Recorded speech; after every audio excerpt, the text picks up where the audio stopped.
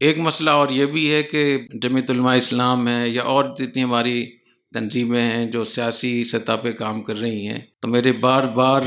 اعلان کے باوجود بھی میرا اپنا عمل اور میرا رویہ اب لوگ دیکھتے ہیں، ہمیشہ ایسا ہوتا ہے کہ جہاں بھی خیر ہے اس کو ہم سپورٹ کریں۔ اور جامعۃ الرشید کے ایک بڑی تعداد ہے ہمارے فضلاء کرام کی جو مختلف جمعیت علماء اسلام میں اور مختلف دیگر تنظیموں میں وہ عہدیدار ہیں، اور کئی لوگ ایسے ہیں جو مجھ سے پوچھ کے یہ عہدہ قبول کرتے ہیں، میں ان سے خود میں ان کو بھیجتا ہوں۔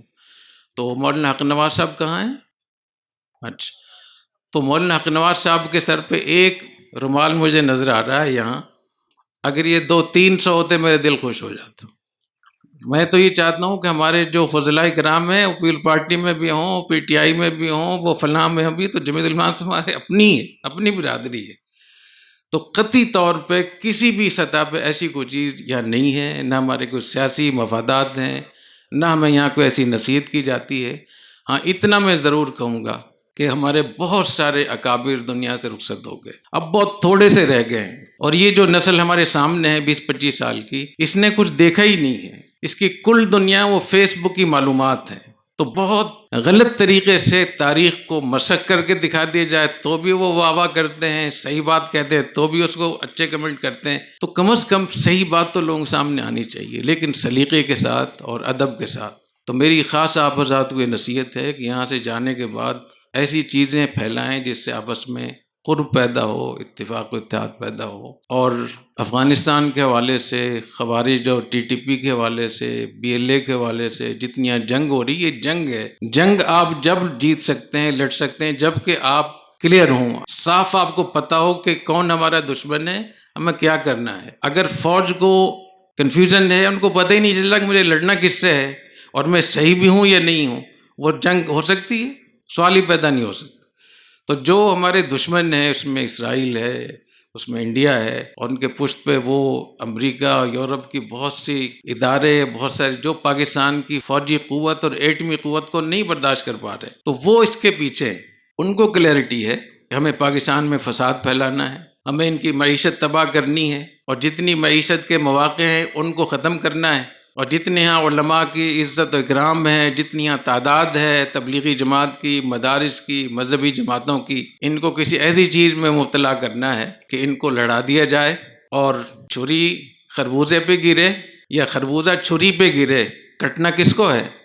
تو ہم کیوں غلط راستے کی طرف جا رہے ہیں؟ اسی طریقے سے جو ہمارے جلسے جلوس ہوتے ہیں، اس میں جو ہم احتجاج ہمارا ہو رہا ہوتا ہے، بے شک وہ صحیح ہے یا صحیح ہوگا، لیکن اس کے لیے جو الفاظ کا انتخاب ہے، جو لب و لہجہ ہے، وہ ایسا نہیں ہونا چاہیے کہ اس سے نوجوانوں میں پاکستان کے خلاف جذبات پیدا ہوں، پاکستان کی فوج سے لڑنے کے جذبات پیدا ہوں، اور وہ قوتیں جو پاکستان میں مسلح تحریکیں برپا انہوں نے کر رکھی ہیں، ان کو ایک غذا ملے، ان کو تحریک ملے۔ میں سمجھتا ہوں کہ یہ سہولت کاری کے مترادف ہوگا۔ اور علماء کرام سے میں یہ بھی درخواست کروں گا کہ ہم نے یہاں درس نظامی کے حوالے سے پوری ایک ڈاکومنٹ تیار کیا ہے، وہ آپ کو ایک سافٹ کاپی اس کی دے دی جائے گی انشاءاللہ تعالی۔ اس سے آپ کو اندازہ ہوگا کہ درس نظامی میں کتنے ابواب اور ہمارے فقہائے احناف کے کتنی کتابیں، حضرت شاہ ولی اللہ، حضرت تھانوی رحمہ اللہ تعالیٰ، حضرت مفتی تقی عثمانی دامت برکاتہم، ہمارے حضرت رحمہ اللہ تعالیٰ کے باقاعدہ اس پہ کتابیں ہیں، رسائل ہیں اس کے اوپر۔ تو ان کتابوں کو، ان رسائل کو، فقہ حنفی کے یہ جو اتنے عظیم ذخیرہ ہمارے پاس موجود ہے، جس نے 700-800 سال دنیا پہ فقہ حنفی نے حکومت کی ہے، راج کیا ہے، اس سے آپ استفادہ کریں۔ وہاں یہ ساری چیزیں پیش آئی تھیں،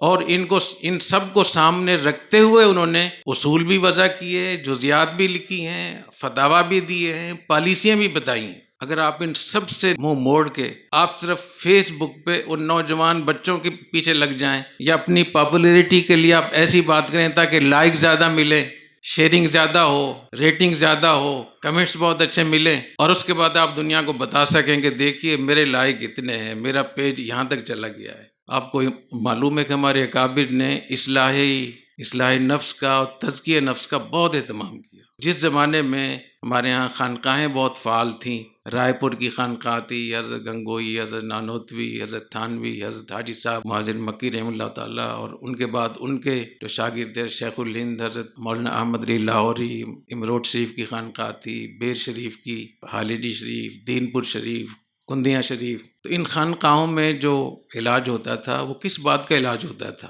حب مال، حب جاہ، حب باہ. کہ مال کی جب ہوس پیدا ہو جائے اور عہدے کی ہوس پیدا ہو جائے، شہرت کی ہوس پیدا ہو جائے اور شہوت رانی کے تقاضے پیدا ہو جائیں، تو اس کے علاج کے لیے ہمارے اکابر نے اتنے بڑے بڑے اقدامات کیے کہ حضرت شیخ الہند جب وہ شیخ الہند بن گئے تھے اور ان کے ہزاروں شاگرد تھے، بڑی بڑی انہوں نے منصوبہ بندی کی تھی، تب وہ دیوبند سے گنگو ہر جمعرات کو پیدل جاتے تھے. ہر جمعرات کو پیدل حضرت شیخ الہند جاتے تھے حضرت گنگوہی کی صحبت میں رہنے کے لیے اور وہاں ذکر اللہ کے لیے، اصلاح کرانے کے لیے. تو میں نے گنگو کے ایک مولانا صاحب سے پوچھا کہ گنگو دیوبند سے کتنی دور ہے، 4-5 سال پہلے کی بات. انہوں نے کہا کہ اس زمانے کے راستے کا تو مجھے نہیں پتا، اس وقت اگر بائی روڈ آپ جائیں تو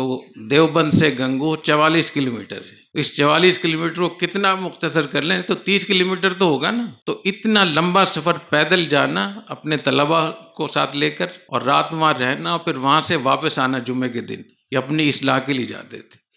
تو اس زمانے میں کتنے لوگ ملتے ہوں گے اپنے، جس سے خطرہ ہوگا کہ مال کی محبت پیدا نہ ہو جائے، جاہ کی اور شہرت پیدا نہ ہو جائے، یا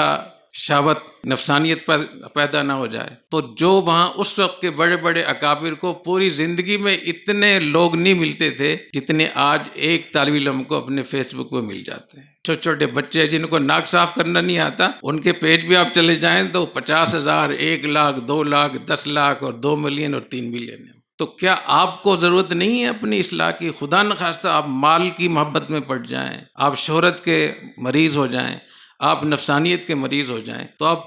کس گاڑی پہ آپ بیٹھے ہوئے ہیں جس میں بریکیں ہیں ہی نہیں؟ ایک گاڑی ہے جس کو آپ 100-200 کلومیٹر کی رفتار پہ چلا رہے ہیں، اس میں بریکیں ہیں ہی نہیں. اور کس علاقے میں جا رہے ہیں جہاں بازار ہے، ایک جمکٹا ہے، تو اس میں آپ اندازہ لگائیں خود بھی آپ تباہ ہوں گے، گاڑی بھی تباہ ہوگی اور آپ کے سامنے جو لوگ آئیں گے وہ بھی تباہ ہوں گے. تو اس کو ذرا آپ لوگ خیال رکھیں، اپنی اصلاح کا بھی خصوصی اہتمام کریں. اللہ تعالیٰ آپ کو توفیق عطا فرمائے.